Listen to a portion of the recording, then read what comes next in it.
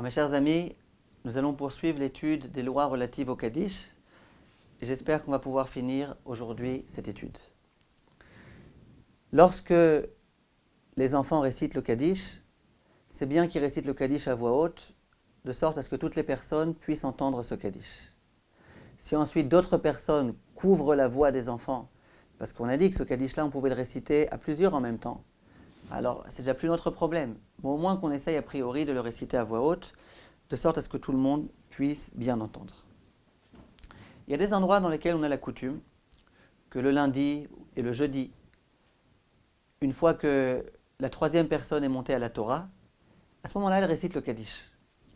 Il y a des endroits où on a la coutume que ce Kaddish-là est récité non pas par l'officiant, non pas par la personne qui vient de monter à la Torah, mais par un endeuillé. Cette coutume est-elle bonne ou pas? Disent beaucoup de décisionnaires que oui. Ce Kaddish-là, ce n'est pas du tout un Kaddish qui appartient à la personne qui vient de monter à la Torah. Ce Kaddish-là, il peut tout à fait être récité par un endeuillé, et donc c'est une coutume qui est tout à fait valable. L'endroit où on a cette coutume-là, on peut tout à fait le faire, et c'est dans ce sens-là que le Rav Ovadia Yosef va. Et il y en a qui disent même que ce Kaddish-là, il est réservé aux endeuillés. Donc a fortiori que d'après cette opinion-là, on peut le réciter. Un enfant qui a perdu son père ou sa mère et qui n'est pas encore arrivé à l'âge de la bar mitzvah, peut-il réciter le Kaddish ou pas? C'est l'objet d'une discussion entre nos maîtres. La conclusion est que s'il est déjà arrivé à l'âge de l'éducation, qu'il a déjà environ 6 ans, il peut déjà réciter le Kaddish. Et donc, il doit réciter le Kaddish. Simplement, étant donné que malgré tout, certains décisionnaires ne sont pas tout à fait d'accord avec ça, l'idéal c'est que l'enfant récite le Kaddish avec quelqu'un d'autre. À savoir, le Kaddish qui est obligatoire, comme le Kaddish Yatom. On doit acquitter malgré tout le Tzibour, la communauté, par la récitation de ce Kaddish, ainsi que le Barechou qui succède à ce Kaddish. Donc c'est bien que l'enfant récite, mais qu'il y ait aussi un adulte qui est déjà bar mitzvah, qui récite avec lui ce Kaddish. Comme ça, d'après tout le monde, il n'y a aucun problème. Que se passe-t-il dans le cas où un homme ou une femme sont décédés et qu'ils n'ont pas laissé de garçon ensuite? Ils n'ont laissé qu'une fille en vie. Cette fille-là, a-t-elle le droit de réciter le Kaddish ou pas? Disent le Shvut Yaakov, ainsi que le Sha'aret Teshuvah, qu'elles peuvent réciter le Kaddish. Simplement, pas au Bet HaKnesset. Au Bet HaKnesset, il y a des problèmes de tsniout. C'est pas décent qu'une fille récite le Kaddish. Si on autorise aux filles à réciter le Kaddish, on risque immédiatement d'en arriver à beaucoup d'autres choses qui sont complètement interdites d'après la halakha. Donc, si jamais on organise à la maison un minyan et que la fille se trouve dans une pièce à côté, elle a le droit de réciter le Kaddish. Au Bet HaKnesset, surtout pas. En pratique, ce n'est pas toujours facile d'organiser pendant toute l'année un minyan à la maison. Donc, ce qu'on fait dans ce genre de cas, c'est que la fille demande à un homme de bien vouloir réciter tous les jours le Kaddish. En général, on choisit un homme pieux, un homme dont on est sûr qu'il le fera, et que cet homme-là récite le Kaddish, Leilui Nishmat, pour l'élévation de l'homme, de son père ou de sa mère. La première fois où il va réciter ce Kaddish, il dira que tous les Kaddishim qu'il prononcera durant toute l'année, qu'il contribue à l'élévation de l'âme de cette personne-là. L'idéal, d'après certains décisionnaires, c'est de la payer, cette personne-là. On prend une personne érudite en Torah qui a besoin un petit peu d'argent pour pouvoir étudier encore plus d'heures, pour pouvoir mieux étudier. Et cette personne-là, on la paye une certaine somme, on l'engage pour cette chose-là. Ce n'est pas obligatoire de la payer, mais pas mal de décisionnaires disent qu'il vaut mieux la payer. Le Magen Avraham écrit ça explicitement. Si les enfants ont les moyens, c'est le mieux. Et en plus, grâce à ça, ils pourront aider un Talmid Chacham à mieux étudier la Torah. Et c'est quelque chose de tout à fait extraordinaire.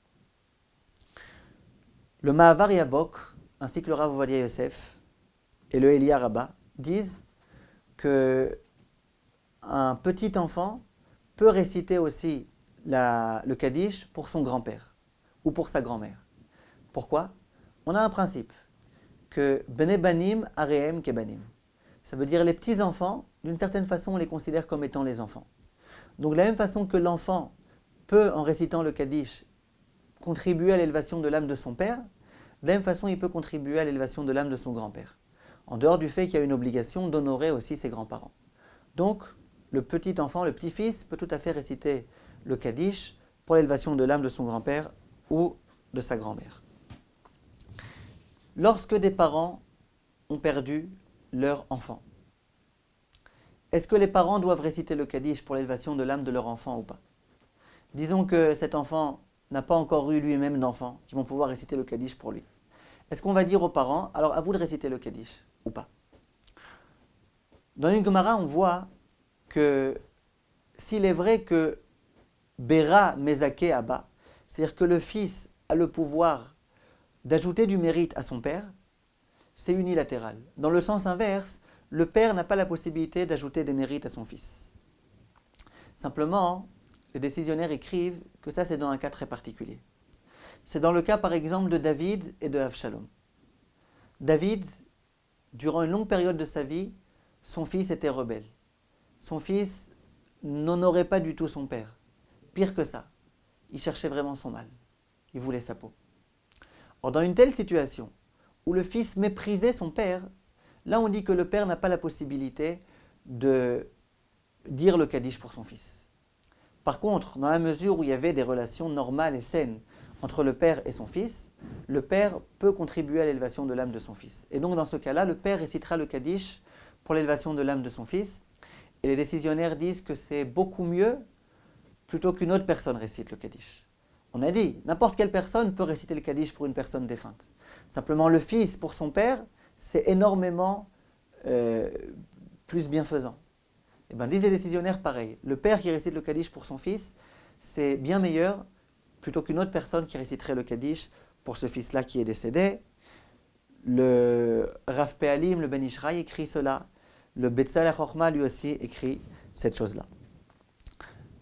Un mari qui a perdu son épouse. Or bien évidemment, s'ils ont des enfants, eh ben, c'est l'enfant de l'épouse, leur enfant, qui récitera le Kaddish. Si jamais il n'y a pas d'enfant, est-ce que le mari doit réciter le Kaddish ou pas? Le Rama Mipano, un grand décisionnaire, écrit que les enfants doivent réciter le Kaddish pour leur maman. Mais le mari n'a aucune obligation de réciter le Kaddish pour sa femme. Pourquoi? Tant qu'ils étaient mariés, il y avait un lien charnel, un lien physique, un lien même spirituel qui les concernait. Dès lors que la mère est décédée, eh ben, d'une certaine façon, ils ne sont plus tellement proches l'un de l'autre, d'après la halakha strictement parlée. Donc, dit le Rama Mipano, le mari n'a pas l'obligation de réciter le Kaddish pour sa femme. Simplement, de nombreux décisionnaires, tels que le Shulchan Gavoa, écrit que lorsque la femme est décédée, le mari sait bien qu'il allume une bougie pour l'élévation de l'âme de sa femme. Et c'est bien aussi qu'il récite le Kaddish. Et c'est dans ce sens-là que le Rav Ovadia Yosef va aller, et il va dire qu'il vaut mieux que le mari récite le Kaddish pour sa femme, plutôt que quelqu'un d'autre. Dit le Rav Ovadia Yosef, et si jamais il y a des enfants qui sont en vie, bien évidemment, le père doit se préoccuper que ses enfants récitent le Kaddish tous les jours, et surtout qu'ils le fassent avec zèle et avec assiduité. Le mari a aussi l'obligation de se préoccuper que le 7e jour, on puisse mettre une matseva, la pierre sur laquelle on écrit que telle personne est décédée, sur le tombeau de sa femme, vu que le fait de mettre une matseva, c'est très bon pour l'âme de la personne défunte. Une personne qui s'est engagée à dire Kaddish, à réciter le Kaddish pour une autre personne. Par exemple, quelqu'un est venu me voir, il me dit, regarde, je te demande de réciter tous les jours le Kaddish pour l'élévation de l'âme de mon père ou de ma mère. Et j'ai accepté. Et disons même qu'il m'est payé pour cela. Imaginons que maintenant j'ai envie de réciter le Kaddish pour une autre personne. Par exemple, une personne s'est engagée à réciter le Kaddish pour quelqu'un, et d'un coup il a perdu son père. Donc maintenant il doit réciter le Kaddish à double titre. Pour la personne pour laquelle il s'était déjà engagé, mais aussi pour son père. Maintenant ce Kaddish il l'aurait récité, même s'il n'avait pas été engagé par l'autre personne. Or est-ce qu'on considère que dans cette mesure-là, il est obligé de retourner voir cette première personne et lui dire, écoute, dorénavant le Kaddish je le récite pour mon père, plus pour toi. On va trouver quelqu'un d'autre. Ou est-ce qu'on considère que non? Des grands décisionnaires tels que le Shut Maharanach, le Bet Yehuda, le Sdei Chemed et compagnie, le Rav Ovadia Yosef aussi va être d'accord avec ça, disent que non. On peut très bien réciter le Kaddish pour deux personnes. On a un principe qui s'appelle Ner le Echad, Ner le Mea. Quand je me trouve dans un endroit sombre, et que j'allume une lumière, cette lumière va chasser les ténèbres. Elle va me permettre de pouvoir lire. Elle permettra aussi à celui qui se trouvera à côté de moi de pouvoir lire. Pourtant, je l'ai allumée pour moi, pas pour l'autre. D'accord ? Mais dès lors qu'il y a une lumière qui est allumée, elle est bienfaisante pour toutes les personnes qui se trouvent dans cette pièce. La Torah, c'est pareil. J'accomplis une mitzvah, je peux l'accomplir pour une personne comme pour 10 personnes. Le Kaddish, c'est une lumière, et cette lumière va pouvoir être positive, bienfaisante, aussi bien pour le Père que pour les autres. Et donc, on peut continuer à réciter le Kaddish pour ces 2 personnes et continuer à être payé par la première personne qui nous a engagés, bien que de toutes les façons, dorénavant, on était obligé de réciter le Kaddish pour la personne qui est décédée, pour le proche parent qui est décédé. Question qui se pose, une personne convertie, un homme converti, son père ou sa mère est décédé. Doit-il réciter le Kaddish pour l'élévation de l'âme de son père ou de sa mère? Donc je reprends le cas. Le père ou la mère sont non-juifs. Ils ont eu un enfant, l'enfant était non-juif, il s'est converti. Dès lors qu'il s'est converti, il est devenu juif. Mais ses parents qui ne se sont pas convertis sont restés non-juifs. Peut-il réciter le Kaddish pour l'élévation de leur âme ou pas? Disent les décisionnaires la chose suivante. Il y a un Tosfot dans le traité de Sota, en page 10, qui pose la question. Ils disent comment ça se fait que David Amelech, une fois que son fils Avshalom est décédé, il a prié pour lui, afin de réussir à élever son âme. On a pourtant un principe, c'est que le fils peut contribuer à l'élévation de l'âme de son père, mais le père ne peut pas contribuer à l'élévation de l'âme de son fils. Comment ça se fait alors qu'il a prié pour lui? Disent Tosfot, tout ce qu'on dit, que le père n'a pas la possibilité d'élever l'âme de son fils de par l'accomplissement de ses mitzvot, c'est uniquement lorsque il accomplit les mitzvot de façon implicite. Il accomplit les mitzvot et il dit « J'aimerais bien que, grâce au mérite de ces mitzvot, l'âme de mon fils soit élevée. » Là, ça ne marche pas.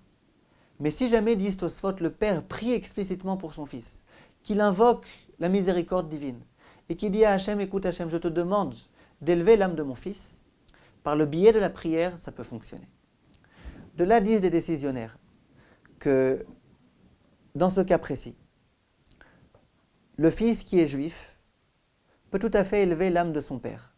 Pourtant, ce n'est pas vraiment son père, parce que dans la mesure où le fils s'est converti, on considère que si biologiquement parlant, c'est vrai que le père, c'est son père, mais c'est plus son père.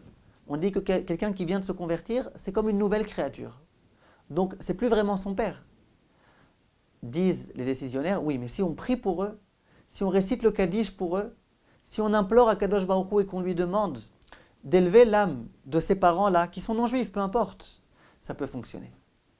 Et donc le Rav Ovadia Yosef, mon maître, le Rav Steinbourg, tous les deux écrivent qu'une personne convertie qui a perdu son père ou sa mère qui sont encore non-juifs, il peut malgré tout prier pour eux, prier pour l'élévation de leur âme, réciter le Kaddish, et en particulier, si ces parents-là les ont aidés à accomplir leur Torah et leur mitzvot, s'ils les ont aidés financièrement, s'ils les ont aidés moralement, s'ils étaient toujours là pour continuer à les aider, et qu'ils ont approuvé le choix qui fut le choix de leurs enfants. Que se passe-t-il dans le cas où les parents, c'était vraiment des anti-religieux, que durant toute leur vie, ils étaient anti-Torah, anti-Hachem. Et voilà que ces parents sont décédés. Est-ce que les enfants peuvent réciter le Kaddish pour l'élévation de l'âme de ses parents ou pas? Disent les décisionnaires, le Rama écrit dans le chapitre Shin Ayin Vav 376 que les enfants ne sont pas obligés de réciter le Kaddish dans ce cas-là. Lorsque les parents étaient pratiquants, qu'ils étaient plus ou moins religieux, oui. Mais quand ils étaient anti, là, il n'y a pas d'obligation pour les enfants de réciter le Kaddish. Pourtant, on vient de dire il y a un moment que des enfants peuvent même dire le Kaddish pour leurs parents qui sont non-juifs. Oui, le non-juif, il n'a rien fait de mal. Il était non-juif. Il a bien vécu en tant que non-juif. Mais un juif qui, de façon délibérée, s'est opposé durant toute sa vie à la volonté d'Hachem, là, c'est déjà beaucoup plus problématique. Simplement, disent de nombreux décisionnaires que bien qu'il n'y a aucune obligation pour les enfants de réciter le Kaddish, malgré tout, s'ils souhaitent réciter le Kaddish pour l'élévation de l'âme de leurs parents, ils ont le droit. C'est ainsi qu'écrit le Chesed l'Avraham, Shuta Radach, etc. L'une des preuves qu'on rapporte, c'est que Chizkiyahu, lorsque son père Achaz est décédé, son père Achaz, il s'était même donné à l'idolâtrie. C'était vraiment donc un impie. Malgré tout, son fils, Chizkiyahu, a voulu contribuer à l'élévation de son âme. Et on dit qu'il a pris les ossements de son père et qu'il les a méprisés, qu'il les a traînés comme ça sur le sol, en espérant que grâce à ce mépris, Hachem il le pardonnerait, son père, et qu'il lui permettrait d'accéder au Olam Haba. Pourtant, c'était un impie. Malgré tout, il l'a fait. Il faut préciser un point. C'est que tout ce qu'on vient de dire, que le Rama écrit, que lorsque les parents étaient impies, il n'y a aucune obligation de réciter le Kaddish, c'est dans la mesure où ils sont morts par des voies naturelles. Si jamais ils sont morts lors d'un accident, à ce moment-là, on considère que cette mort-là, en soi, c'était déjà une kapara, ça a déjà expié. Donc si jamais ils sont morts, ils ont été assassinés, alors là on considère que les parents ont obtenu expiation immédiatement et les enfants sont obligés. Si par contre ils n'ont pas été assassinés, qu'ils sont morts par des voies naturelles, là les enfants ne sont pas obligés. Mais malgré tout, ils ont le droit de le faire. La preuve, c'est que Chizkiyahu a essayé d'élever l'âme de son père, alors que son père c'était un mécréant, et alors qu'il est mort par des voies naturelles. Donc de là on voit que c'est tout à fait autorisé. De la même façon, David Amelech, son fils était mécréant, et malgré tout il a essayé de prier pour lui, pour élever son âme. L'autre preuve, référez-vous au premier cours qu'on a donné sur le Kaddish, on a vu que Rabbi Akiva a tout fait pour que le fils du Akiva en question, dont vous vous souvenez, qui avait lui aussi été un impie, qui avait lui aussi eu un comportement abominable, malgré tout que son fils, Rabbi Nachum Apakoli, puisse réciter le Kaddish pour élever l'âme de son père. Donc de là on voit que c'est même recommandé, dans la mesure où les enfants souhaitent qu'ils récitent le Kaddish pour l'élévation de l'âme de leurs parents, bien que leurs parents étaient des anti-Torah et anti-Hachem. Le Shut Yitzhak Yeranen corrobore tout à fait ses propos en disant la chose suivante. Il y a une question qui se pose. Est-ce que le fils est tenu d'honorer ses parents de leur vivant lorsque les parents sont impies? Le Shulchan Aruch, le Rav des Sfaradim, dit que oui. Bien que les parents soient impies, ça ne change rien. Dans la mesure où ils me demandent quelque chose, je dois les honorer. Le Rama, le Rav des Ashkenazim, dit que non. Si les parents sont impies, il n'y a plus l'obligation de les honorer. Dit le Shut Yitzhak Yeranen que le char sur place écrit que même d'après le Rama, il n'y a aucune obligation d'honorer un père qui est impie, certes, mais de les attrister, de les faire souffrir, ça c'est interdit. Dit le Shut Yitzhak Yeranen, lorsqu'on ne récite pas le Kaddish, lorsque les parents impies sont décédés, c'est pas simplement qu'on les honore pas, c'est qu'on les fait souffrir terriblement. C'est la raison pour laquelle, dit le Yitzhak Yeranen, même lorsque les parents sont impies, vu qu'on a le devoir de les honorer, ou en tous les cas de ne pas les faire souffrir, il faut réciter le Kaddish. Le Sefer Chassidim écrit qu'un converti qui souhaite prier pour son père ou pour sa mère, ou réciter le Kaddish, afin de les exempter du Gehinom, de l'enfer, dit le Sefer Chassidim, ça ne marche pas, ça ne sert à rien. Alors a priori, on vient de dire il y a un instant que bien sûr que ça sert. Mais plus que ça, le Sefer Chassidim lui-même dit que lorsqu'il y a un non-juif qui a fait une faveur au peuple juif, qu'on peut très bien prier pour lui, qu'au contraire, c'est recommandé de prier pour lui, de prier pour son âme. A priori, il se contredit. Dit le Rav Ovadia Yosef, lorsque le Sefer Chassidim disait que lorsque on prie pour un non-juif, que lorsque le fils converti prie pour son père qui est non-juif, que ça n'aidera pas, c'est pas que ça aide pas du tout. Bien sûr que ça aide même beaucoup. Simplement, le Sefer Chassidim veut dire que ça aide pas autant qu'un fils juif qui récite le Kaddish pour son père juif. Mais bien sûr que ça aide, et donc bien sûr qu'on peut tout à fait le faire. Ensuite, concernant la Hashkava, le texte qu'on récite aussi à nouveau pour élever l'âme des parents ou des proches, c'est important en ce qu'on récite la Hashkava de ne pas trop flatter la personne défunte. Ça veut dire, on dit un tel, fils de un tel, c'est pas la peine de commencer à dire que c'était un pieux et que c'était un homme qui accomplit beaucoup de mitzvot, c'est pas bon pour le mort. Donc, qu'on dise le minimum, c'est pas la peine d'ajouter des attributs qui seront en trop. Quand on récite la Hashkaba, la coutume des Sfaradim, c'est de mentionner le nom du défunt et le nom de sa mère. Un tel, fils de Madame un tel. Les Ashkenazim, il y a deux coutumes. Certains disent un tel, fils de Monsieur un tel, et certains disent, comme les Sfaradim, un tel, fils de Madame un tel. Donc, d'après les Sfaradim, on va d'après la mère. D'après les Ashkenazim, il y en a qui vont d'après la mère, il y en a qui vont d'après le père. Dernier point important. Peut-on continuer à réciter la Hashkaba après les 12 mois? Une fois que l'année est révolue, peut-on encore réciter la Hashkaba? Il y a un grand rave qui s'appelle le Emet le Yaakov El-Ghazi, qui dit qu'il a entendu d'un grand kabbaliste qui a dit que non, c'est pas bon de continuer à réciter la Hashkaba. Pourquoi? Il dit la chose suivante. Il dit, lorsque on a récité la Hashkaba, l'âme de la personne défunte redescend sur terre. Et elle ne pourra remonter qu'au moment où on aura donné de la tzedaka, qu'au moment où on aura donné de l'argent au Beth Knesset pour pouvoir payer l'huile pour allumer, pour éclairer le Beth Knesset. Dit le Rav, donc, comme on ne paye pas toujours tout de suite, et que quelquefois on oublie de payer, quelquefois on oublie de donner de la tzedaka, c'est très mauvais pour l'âme. L'âme, elle a horreur de rester ici. Elle est tranquille en haut. Donc, on ne le fait pas. Sur ça, dit le Rav Pe'alim, le Ben Ishraï, il dit, dire une telle chose, inventer de soi-même une telle chose, c'est impossible. Une telle chose, soit c'est écrit explicitement dans la Gemara, soit c'est écrit explicitement dans les textes des grands kabbalistes réputés, soit le Harizal lui-même a pu le dire, parce que le Harizal, il y a énormément de choses qu'il a entendues de la bouche de Eliyahu Hanavi lui-même, mais de venir maintenant et d'inventer des choses de ce genre-là, c'est pas possible. Disent les décisionnaires, et quoi, vraiment c'est possible?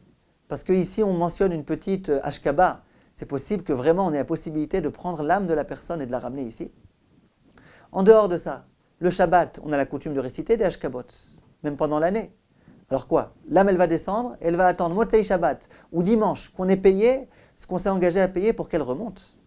C'est écrit nulle part. Le jour de Kippour aussi, on mentionne les âmes. Or quoi? Toutes les âmes, elles restent ici sur terre jusqu'à après Kippour, au moment où on a donné de l'argent à la tzedaka. C'est pas possible. Donc, dit le Ben Ishraï que c'est pas la peine du tout de tenir compte de cela. Le Rav Ovadia Yosef, lui aussi, est tout à fait d'accord avec cela. Et il dit que on peut tout à fait réciter la Hashkaba, même après plusieurs années, même après des dizaines d'années, une fois que la personne est décédée. C'est comme ça que le Rav Ovadia Hadaya, dans son œuvre Yaskil Avdi, écrit. Et donc, ce n'est pas la peine de tenir compte de cette opinion du Emet le Yaakov El-Ghazi. Voilà, merci de votre attention. On a fini l'étude des lois du Kaddish. À bientôt. Besorot Tovot et Kol Tuv.